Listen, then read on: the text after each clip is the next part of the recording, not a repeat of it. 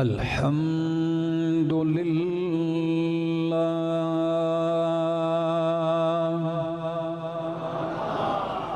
الحمد للہ رب العالمین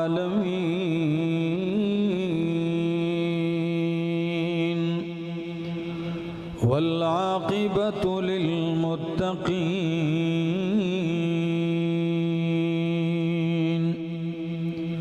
والصلاة والسلام على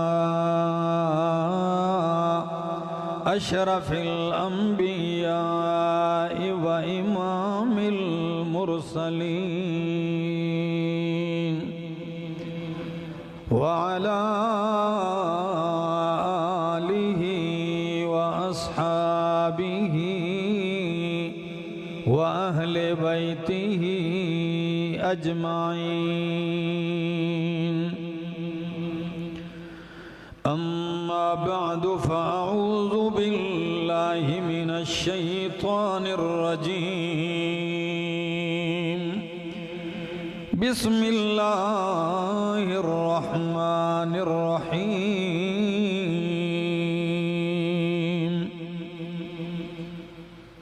من عمل صالحا ذكر أو أنثى وهو مؤمن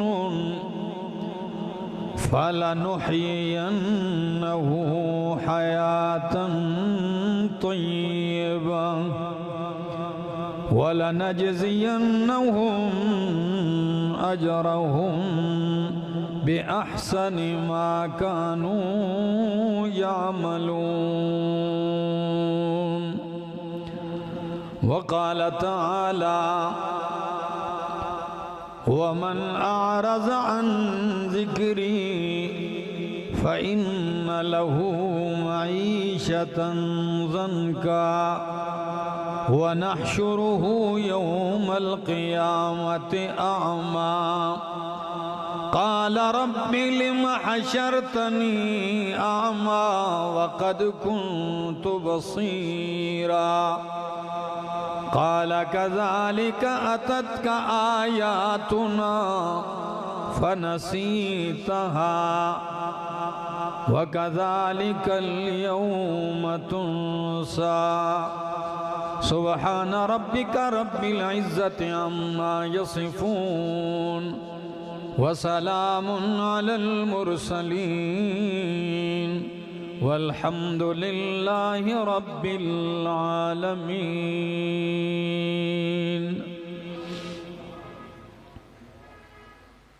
انتہائی قابل عزت، قابل احترام، ذی قدر و ذی وقار علماء کرام اور ضلع خوشاب کے اس علاقے اترا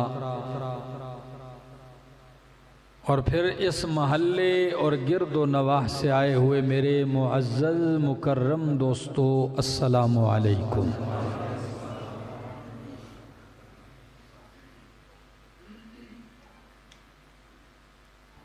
میں نے آپ کے آج اس پروگرام کے لیے کافی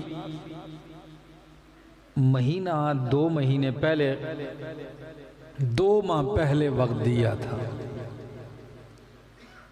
لیکن 2-3 دن سے مجھے شدید بخار تھا، تو کل میری حالت یہ تھی کہ میں نے معذرت کر لی.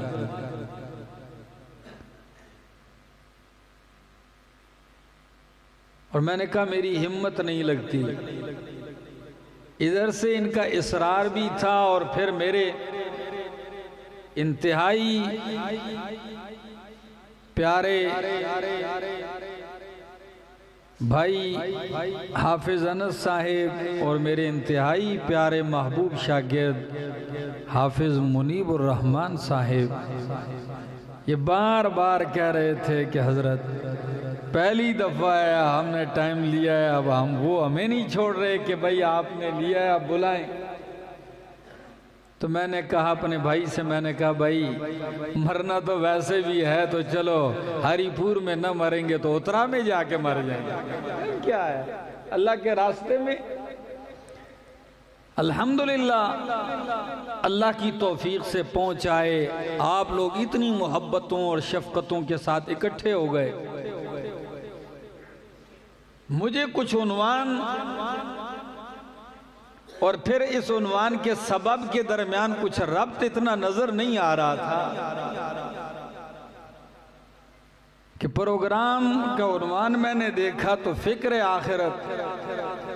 جب ان سے پوچھا کہ بھائی تو ابھی انہوں نے بتایا کہ پروگرام تو اس لیے رکھا ہے کہ ہمارے دوست کا اللہ نے ان کو ایک نرینہ اولاد دی ہے، بیٹا دیا ہے کئی بیٹیوں کے بعد، تو ان کی یہ خواہش تھی کہ اگر اللہ نے مجھے بیٹا عطا فرمایا، اور ان کی اہلیہ کی یہ خواہش تھی، تو انہوں نے میرا نام لیا کہ ہم انہیں بلا کر ان سے کہیں گے آپ ہمیں رب کا قرآن سنائیں۔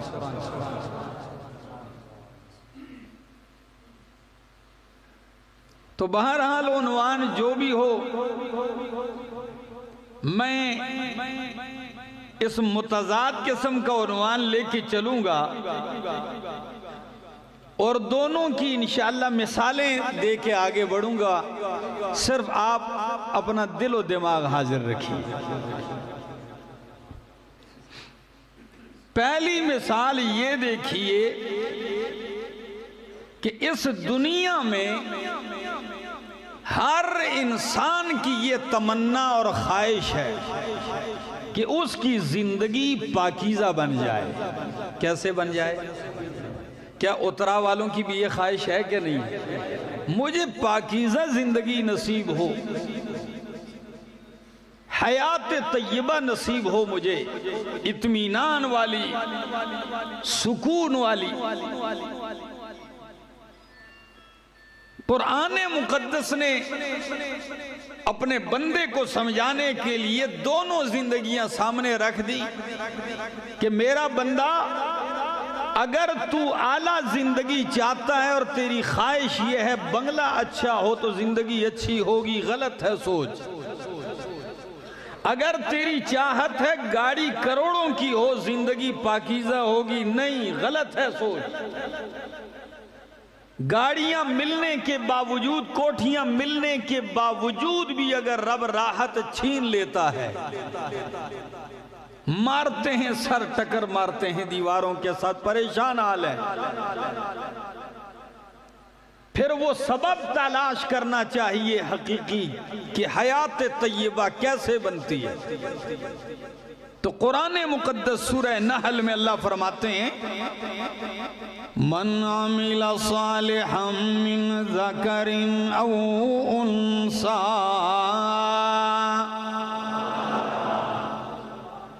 من عمل صالحا، جس نے عمل کیا نیک صالح عمل کیا، من ذکر او انثی، چاہے وہ مرد ہو یا عورت ہو، چونکہ بہت بڑی تعداد یا خواتین کی بھی سننے کے لیے آئی ہے۔ اگر میری آواز ان میری ماں اور بہنوں تک پہنچ رہی ہے تو خدا را سمجھیے قرآن کی اس بات کو اور پاکیزہ زندگی سیکھ لیجئے۔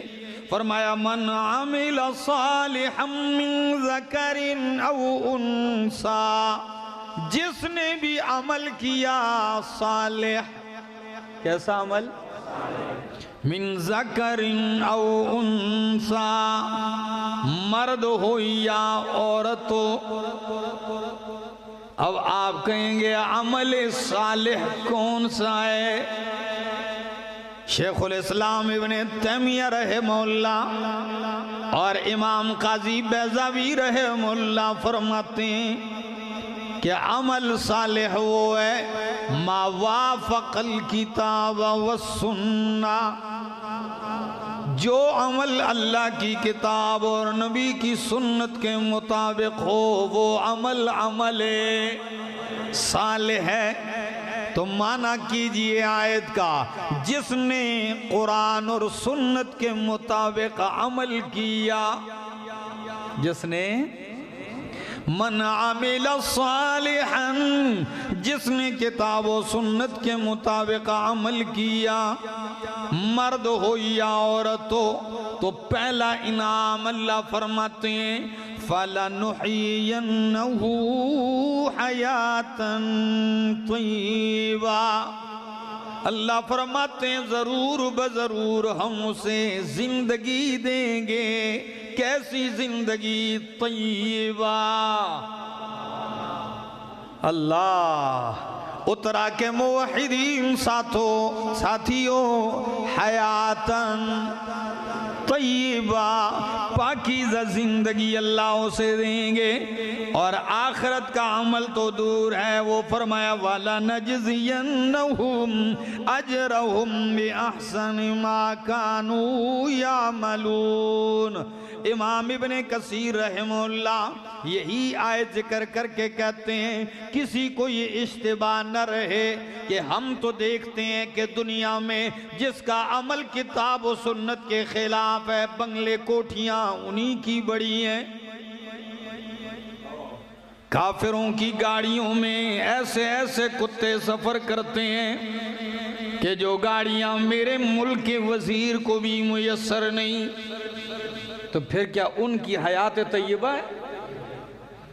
اگر حیات طیبہ سے مراد یہ ہے کہ بندہ کھائے زیادہ، بریانیوں کا انبار لگاؤ، پھر تو جنگل کے شیر کو، درندوں کو بھی حیات طیبہ حاصل ہے، اس لیے کہ اترا کے رہنے والوں کو تازہ گوشت ملے نہ ملے، جنگل کے درندے کو اللہ روزانہ تازہ گوشت کھلاتے ہیں، لیکن اس کی حیات کو حیات طیبہ نہیں کہا گیا۔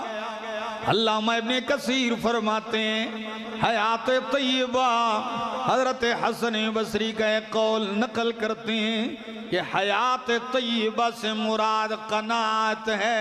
کیا ہے؟ ایک قول کیا؟ قناعت ہے، دل کا اطمینان ہے، یعنی تھوڑی اللہ دے گا لیکن تھوڑی بھی پانے کے بعد ضمیر دل مطمئن رہے گا، دل خوش رہے گا، روکھی بھی مل جائے، کئی دن فاقے بھی برداشت کر لے گا، لیکن دل کا حال پوچھو تو دل ہر وقت باغ باغ ہوگا، دل اللہ کے اوپر بھروسے والا ہوگا، اللہ پر حسن ظن رکھنے والا ہوگا، اللہ کی محبت سے معمور ہوگا، اللہ پہ توکل و بھروسہ رکھنے والا ہوگا۔ ورنہ آپ یقین جانیے میرے پاک پیغمبر صلی اللہ تعالیٰ علیہ وسلم کے گھر میں تو کئی مہینے چولہا بھی نہیں جلتا تھا،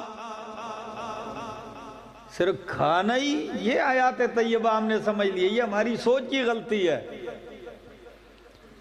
ورنہ شاعر نے تو میرے پاک پیغمبر کے گھر کا نقشہ یوں کھینچا ہے کہ کھجوروں اور پانی پر معیشت گھر کی چلتی تھی، کھجوروں اور پانی پر معیشت گھر کی چلتی تھی، گزر جاتے مہینے آگ چولہے میں نہ جلتی تھی، کئی رات دن فاقوں میں اپنے کاٹ دیتے تھے، کئی رات دن فاقوں میں اپنے کاٹ دیتے تھے، شکم پر بھوک کی شدت میں پتھر باندھ لیتے تھے، لیکن مقام کتنا اللہ نے عطا کیا، رتبہ کتنا دیا۔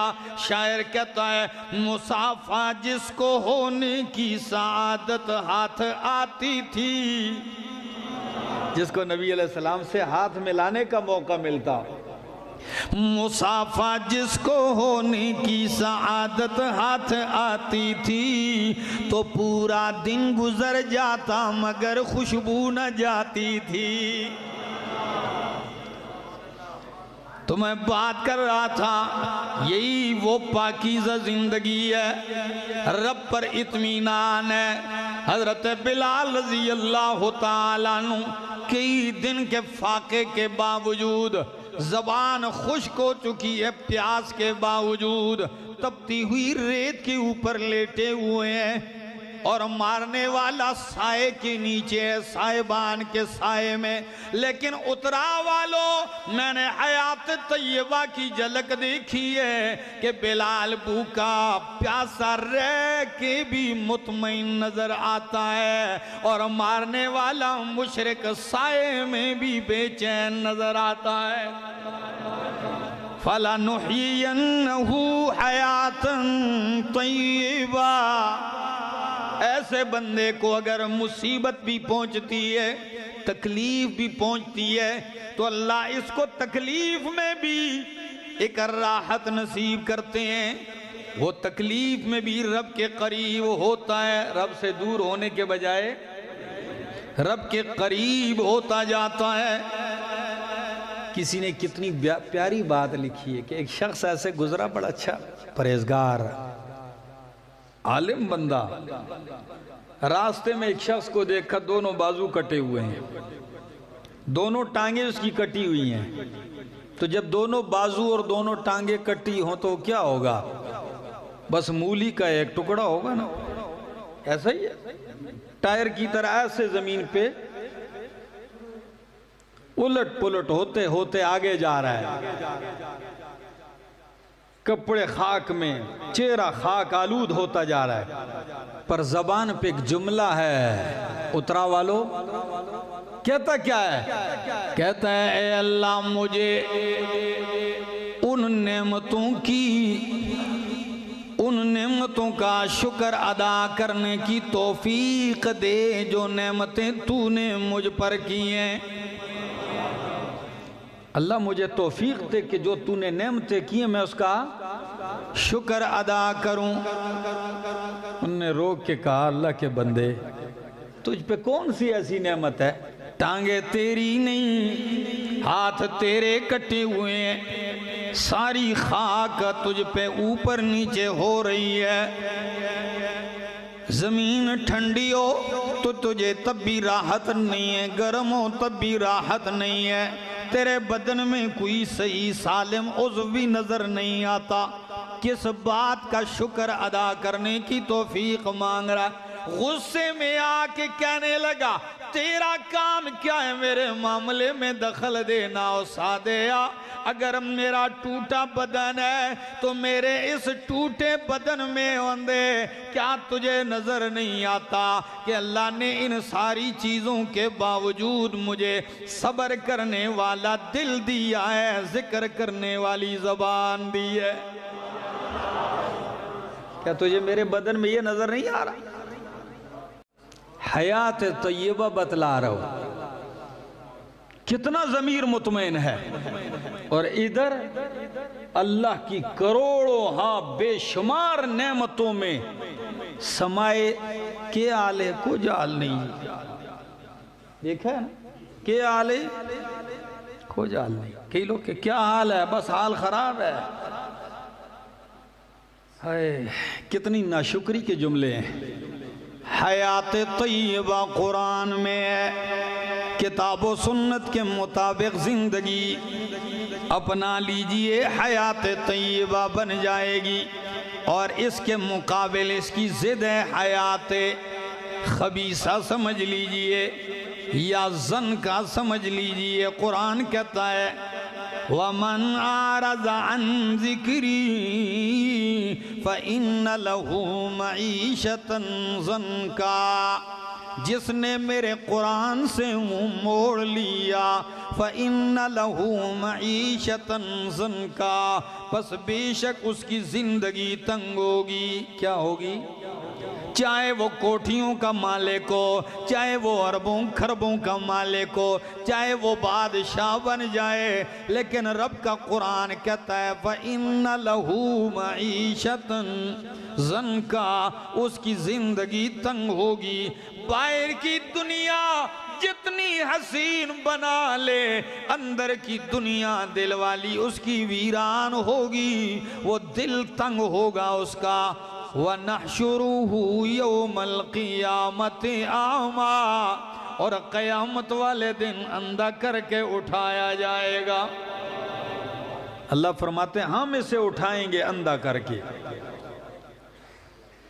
یہ تنگ زندگی ہے اور ایک حیات طیبہ ہے۔ اب ذرا دوسری مثال سمجھ لیجئے، ایک موحد کی مثال اور مشرک کی مثال، موحدہ کی مثال اور مشرکہ کی مثال سمجھ لیجئے۔ موحدہ کی مثال یہ میرے سامنے رب کا قرآن ہے، سورت کا نام سورت آل عمران ہے۔ فرمایا اذ قالت امرأۃ عمران رب انی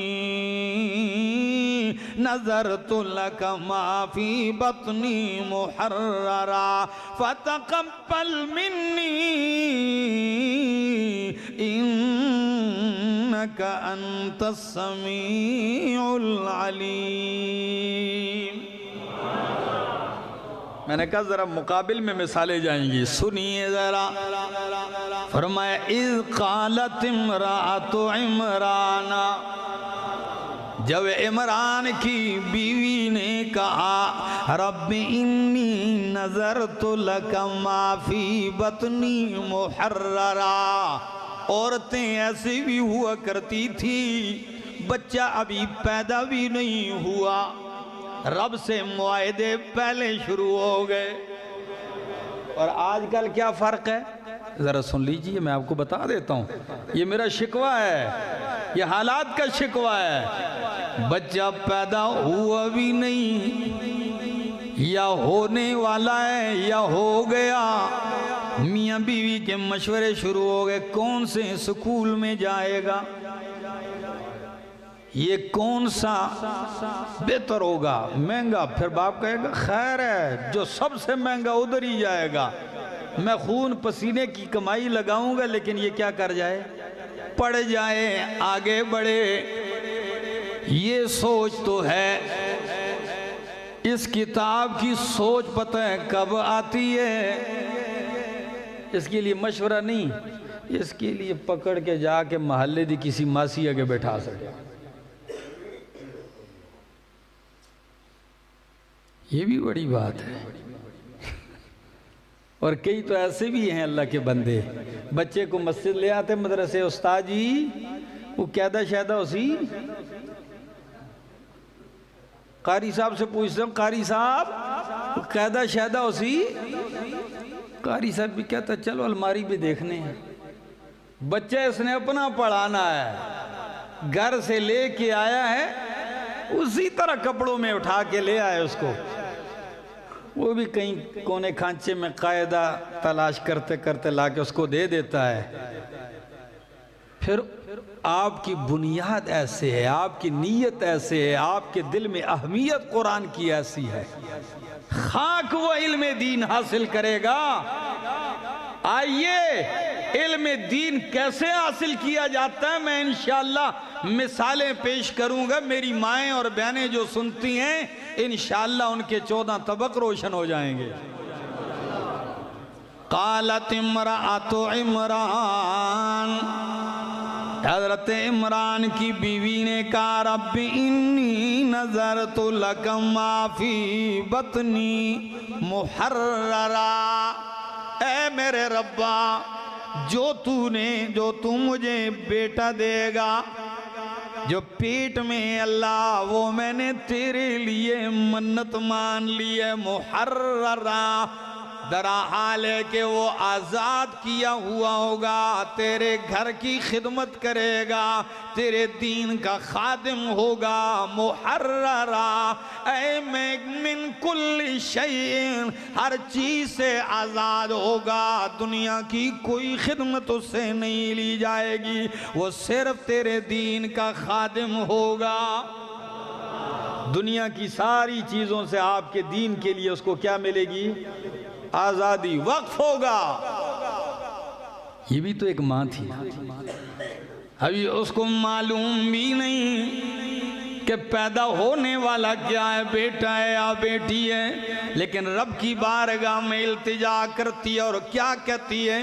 فَتَقَبَّلْ مِنِّي إِنَّكَ أَنْتَ السَّمِيعُ الْعَلِيمُ، اے میرے پروردگار تو قبول کر لے میری طرف سے، فتقبل منی، اس لیے شرط قبولیت ہے، جب تو نے شرف قبولیت عطا کر دیا کام ہو جائے گا۔ باقی میرے اللہ انکا انت السمیع العلیم، اے میرے ربا جو میں کہہ رہی ہوں تو سن رہا ہے، اور جو میری نیت ہے تو جان رہا ہے۔ سمیع سن رہا ہے اللہ تو جو میں کہہ رہی ہوں، اور میری نیت کیا ہے اللہ تو وہ جانتا ہے میرے اللہ۔ فلما وضعتها، جب بچہ جن لیا، قالت تو کہنے لگی انی وضعتها انسا، اے میرے ربا میں نے تو بچی جن لی، یہ تو لڑکی ہے، اب یہ بلا مسجد کی کیا خدمت کرے گی؟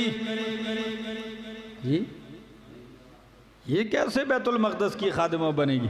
انی وضعتها انسا، اللہ واللہ اعلم بما وضعت، اور اللہ خوب جانتا ہے جو اس نے جنا ہے۔ وَلَيْسَ الذَّكَرُ كَالْأُنثَىٰ، اور لڑکا لڑکی کی طرح نہیں ہوتا۔ مفسرین کی توجیحات کی طرف نہیں جاتا ہوں، ٹھیک ہے نا، وقت نہیں ہے۔ اور کہنے لگی وَإِنِّي سَمَّيْتُهَا مَرْيَمَ، میں نے اس کا نام مریم رکھا ہے، جس کی پیدا ہونے سے پہلے ہی اس کی نظر مانی گئی، نام مریم رکھا ہے، اور میں اسے اللہ آپ کی پناہ میں دیتی ہوں، اس کی اولاد کو من الشیطان الرجیم، شیطان مردود سے۔ اترا والو کتنی دور اندیش تھی یہ خاتون، اللہ جانے میں کبھی کبھی حیران ہوتا ہوں، پیدا نہیں رب سے پہلے ہی بیٹا یا بیٹی قبول کروا رہی ہے، پیدا ہوتے ہی اسے بھی رب کی پناہ میں دے دیا، جو پہلے دن کی بچی ہے، اور آگے اس کی اولاد بھی رب کی پناہ میں دے رہی ہے، حالانکہ خود وہ پہلے دن کی بچی ہے، کہتی ہے میں اس کو بھی آپ کی پناہ میں دیتی ہوں، اور اس کی نسلوں پہ نظر ہوتی ہے۔ پھر جب ایسی نظر ہو تو پھر اسی عورت سے جب وہ بڑھتی ہے تو پھر اللہ پیدا کرتا ہے عیسیٰ روح اللہ کو، پھر وہ عورت قبول ہوتی ہے اور اتنا شرف پاتی ہے کہ عیسیٰ علیہ السلام اس کے بطن سے جنم دیتے ہیں۔ اللہ، یہ موحدہ کی سوچ ہے،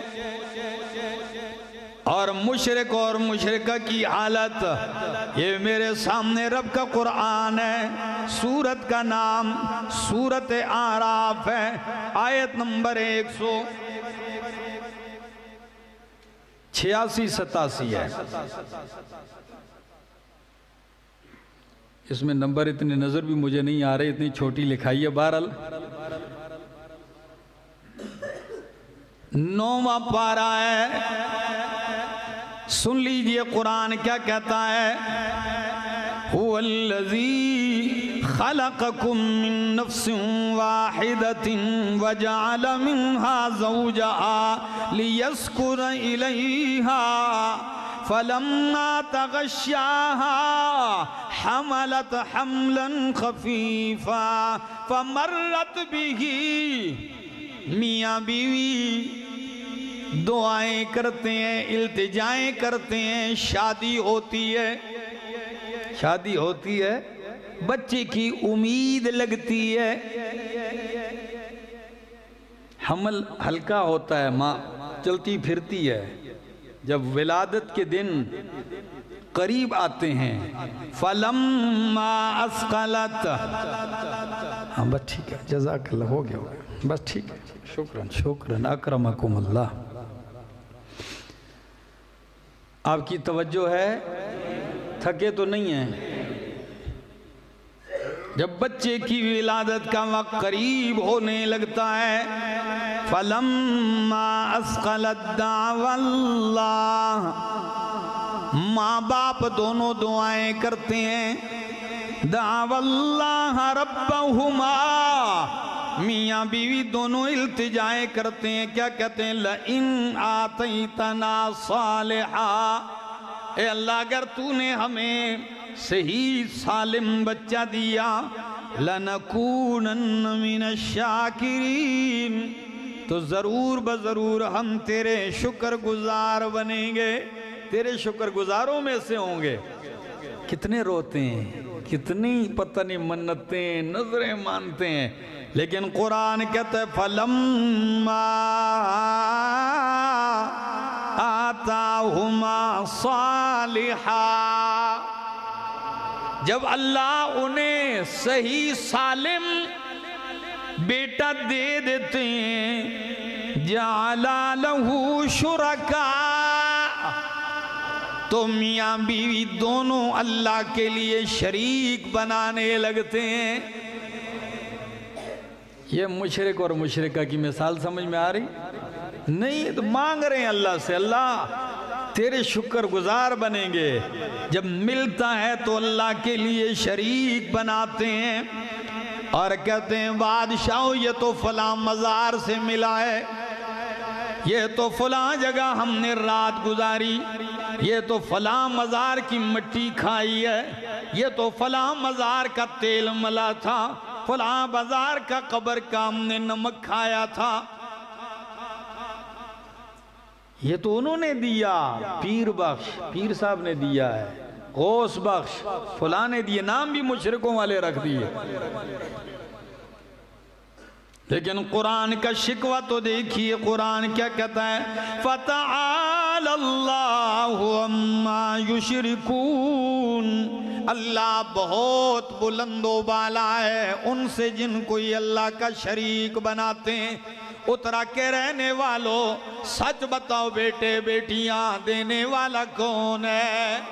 یَهَبُ لِمَن یَشَاءُ إِنَاثًا وَيَهَبُ لِمَن يَشَاءُ الذُّكُورَ أَوْ يُزَوِّجُهُمْ ذُكْرَانًا وَإِنَاثًا وَيَجْعَلُ مَن يَشَاءُ عَقِيمًا، اللہ جسے چاہتا ہے بیٹیاں دیتا ہے، جسے چاہتا ہے بیٹے دیتا ہے، جسے چاہتا ہے دونوں دے دیتا ہے، اور جسے چاہتا ہے 5 بنا دیتا ہے۔ یہ خزانے کس کے اختیار میں؟ وہ نہ دے تو نبی کی بیوی ہے صدیقہ کائنات ام المومنین حضرت عائشہ صدیقہ رضی اللہ تعالیٰ عنہ، جب تک اللہ کے پیغمبر حیات رہے ان کی تمنا رہی جولی آباد ہو، رب نے نہیں دیا، نہیں دیا۔ اور جب رب نہ دے تو 100 سال یا 120 سال تک حضرت زکریا علیہ السلام مانگتے مانگتے بھی آخر ایسی عمر تک پہنچ جاتے ہیں جو مایوسی کی ہوتی ہے، بال سفید ہو گئے، بدن لڑکھڑانے لگ گیا، ہڈیاں بھی کمزور ہو گئیں، لیکن تمنا پھر بھی جاگ اٹھی۔ حضرت مریم کے پاس بے موسمہ پھل دیکھے تو پکار اٹھے ہیں میرے ربا، تو اسے بے موسمہ پھل دے سکتا ہے تو مجھے بے موسمہ پھول بھی دے سکتا ہے، اللہ عطا کر دے۔ رب ہب لی من الصالحین، اللہ رب لا تذرنی فردا وانت خیر الوارثین۔ عجیب انداز قرآن کا، رب نے دیر بھی نہیں کی، قبول کر دی، فرمایا دینے لگا ہوں میرا پیغمبر،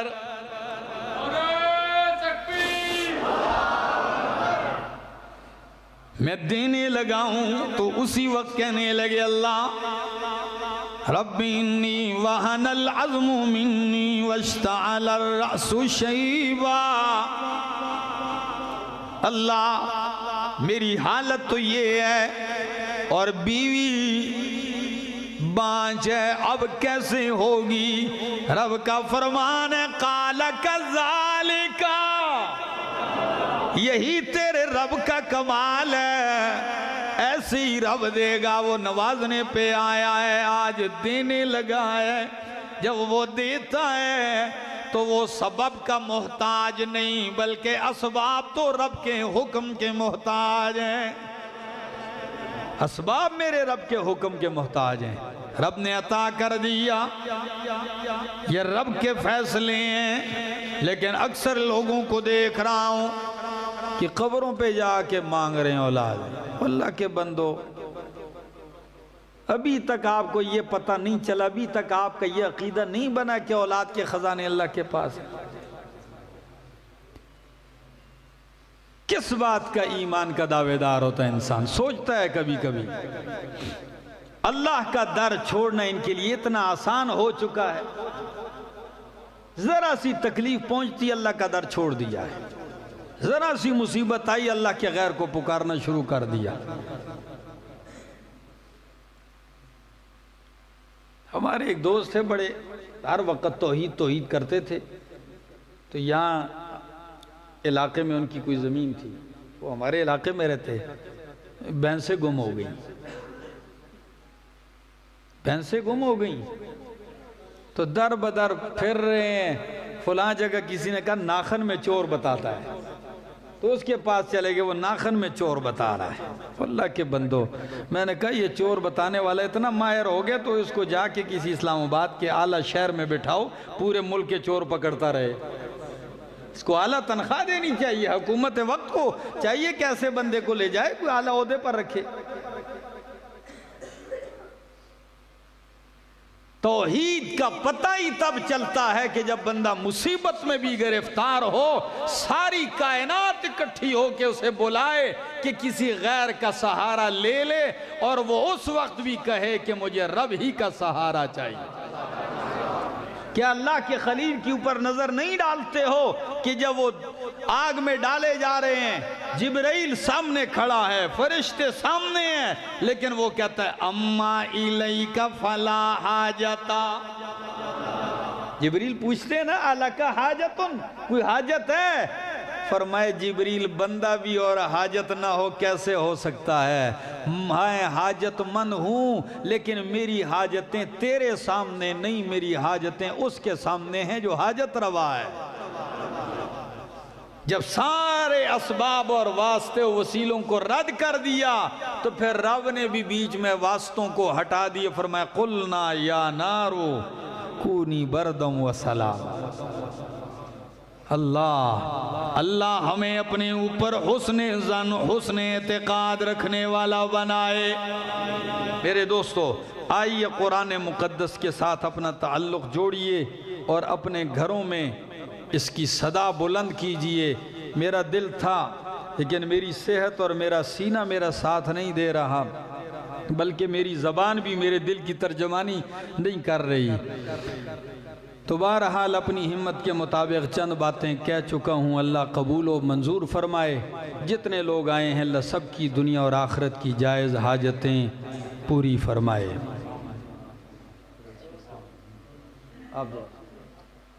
آمین۔ اللہم صلی علی سیدنا و مولانا محمد وعلی آل سیدنا و مولانا محمد وبارک وسلم ثم صلی علیہ یا حی یا قیوم یا ذا الجلال والاکرام۔ اللہم لک الحمد حتی ترضا ولک الحمد اذا رضیت ولک الحمد بعد الرضا یا حی یا قیوم یا ذا الجلال والاکرام۔ مولا کریم ہماری حاضری قبول اور منظور فرما۔ اے اللہ جتنے لوگ آئے ہیں اللہ سب کی حاجتوں کو پورا فرما، سب کے غموں کو خوشیوں میں بدل دے، تکلیفوں کو راحتوں میں بدل دے۔ اللہ ہم سب کو دین کے لیے، ایمان کے لیے صحت کاملہ نصیب فرما۔ یہ بھائی کا نام کیا ہے؟ ہاں، ہمارے میزبان ملک احسان اللہ صاحب، اللہ ان کے بچے کو عمر دراز نصیب فرمائے اور اللہ ان کی آنکھوں کی ٹھنڈک بنائے۔ ہماری بہت عزت کی ہے، بہت محبت سے پیش آئے، ان کے بھائی بھی بڑے ان کے لیے دعا فرمائیں کہ اللہ ان کو بھی نرینہ نیک صالح اولاد عطا فرمائے۔ اللہ جتنے بھی بے اولاد ہیں اللہ سب کو نیک صالح اولاد عطا فرمائے۔ اللہ کسی کا محتاج ہمیں نہ فرمائے، اللہ ہمیں اپنے ہی در پہ جھکنے والا بنائے، در در کے جھکنے سے اللہ ہماری حفاظت فرما، ہم سب کا خاتمہ ایمان پہ فرما۔ وصلی اللہ تعالی علی النبی الکریم وعلی آلہ وصحبہ اجمعین۔